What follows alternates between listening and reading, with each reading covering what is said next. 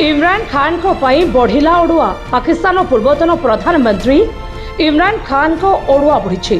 तांको दल पाकिस्तान तेहरीक इ इंसाफ खूब शीघ्र देश में ब्यान होगा जाउछि। देश विरोधी कार्य पीटीआई लिप्त थिबारु एहाकु पाकिस्तान रे असिद्ध घोषणा कराजिबो बोली रिपोर्ट प्रकाश पाइछि।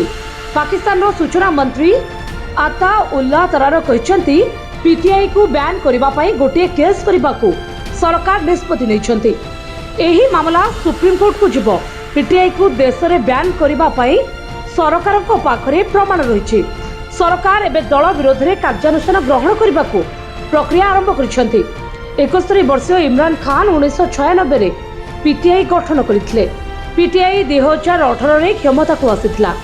इमरान खान 2018 रु 2022 जाए प्रधानमंत्री भावे कार्य करथिले।